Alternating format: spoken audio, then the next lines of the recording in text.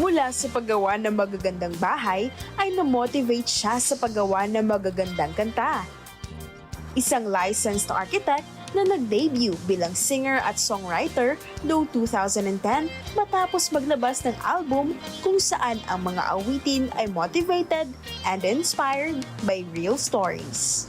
At mula noon hanggang ngayon ay motivated pa rin siya sa paggawa ng mga kantang kilala sa kanyang trademark na simple lyrics at catchy melodies.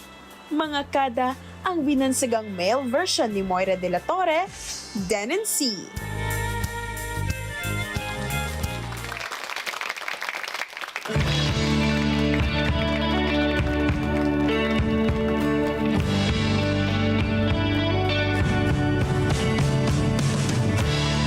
Nag-aalala,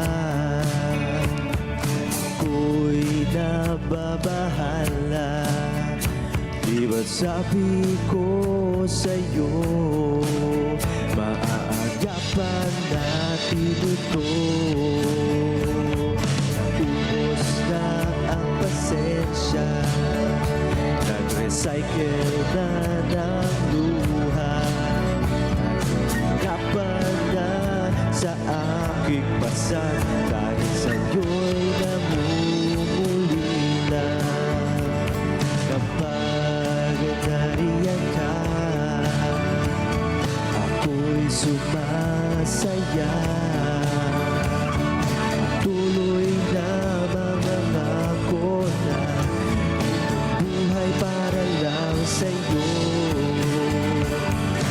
Pangit naman ng nangyayari, kaya pa ba itong baguhin? Napagod na ang supladong damdamin, sumusuko na ang puso. Pero nariyan ka, ako'y sumasaya.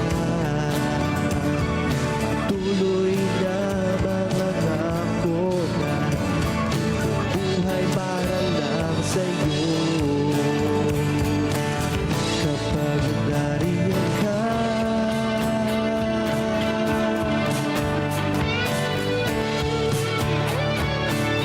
kapag nariyan ka,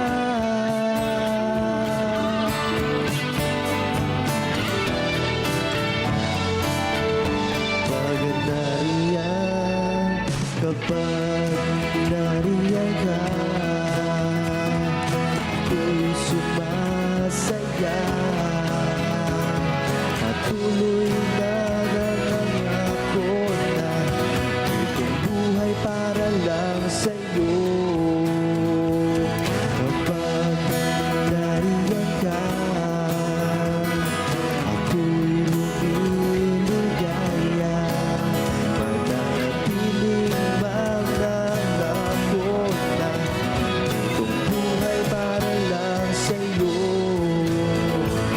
Itong buhay para lang sa'yo. Itong buhay para lang sa'yo. Kapag nariyan ka, kapag nariyan, kapag nariyan, kapag nariyan, kapag nariyan, kapag nariyan ka, kapag nariyan, kapag nariyan ka, kapag nariyan, kapag nariyan, kapag nariyan, kapag nariyan. Yes! Maraming salamat! Welcome back, Denin C! Kamusta, Denin? Anong pinagagagawa mo since the last time na guest ka dito? Ito, starstruck ako. Ano ka ba? Nanggaling ka na nga dito before, di ba? Yes, O, ma'am. kamusta naman ang life? Ito, masaya, busy, and busy is good. Yun. Oh, busy is good, Ika. O, totoo naman yan. Ito, si Denin kasi napakadaming ano nito eh, ginagawa sa buhay. Bukod sa singer, songwriter, arkitekto, comic strip writer, di ba?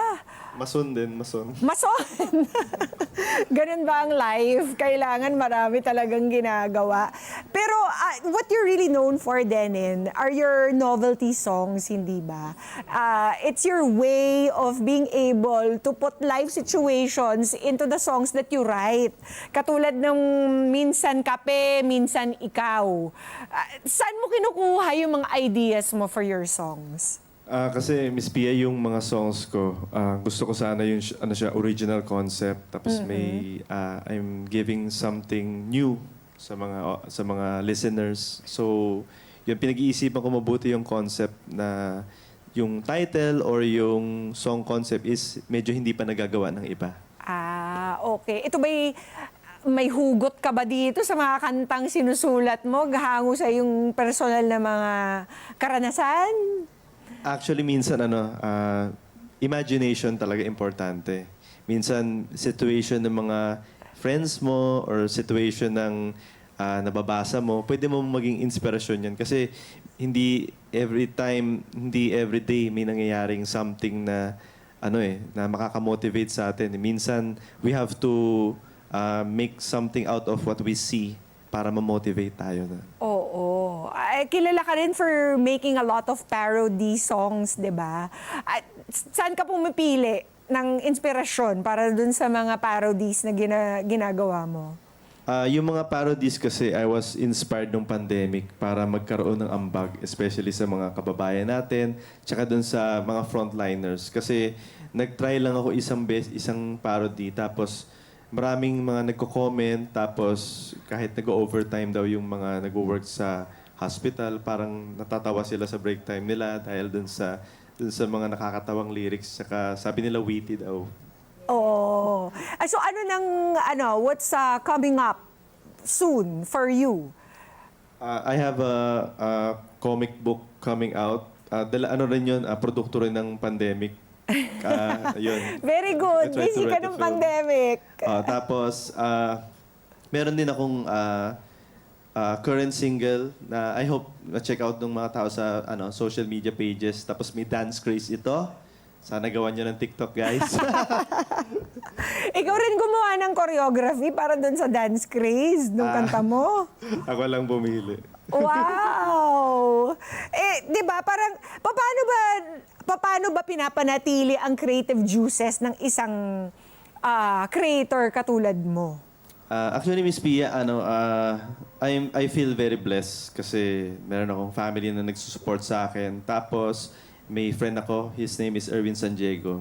Sinabi niya sa akin, make your passion your profession. So, You don't have to work a single day, di ba? Yes, tsaka, kung hindi naman, kasi hindi lahat ng tao, di ba? Kayang magawa yun, make your passion your profession. So, kahit papaano, make your passion a part of your profession, pwede din. Aha. Para naging advocacy ko siya sa iba. Kasi may mga nakikita ko minsan, nagra-rant sa social media, napapagod. Pero ako, I make sure na kung napagod ako dito sa work ko as an architect, nasasandalan ko, magigig ako, mawawala yung isip ko sa kanya. And vice versa. Oo. So talagang, they're conducive to each other. They support each other. Yes, kapag medyo, sobra na yung overtime ko dito. I'll take a break dito, play konti ng gitara, or... Tama. Yun ganun. Para may balance, di ba? Or TikTok muna. Tama. Pampahappy. Mga Kanet 25, this is Pia Guanyo Mago. For more Kada Umaga updates, please click the subscribe button and follow us on Net25 social media pages at Net25 TV and at Net25 Entertainment Facebook page. See you guys. Bye!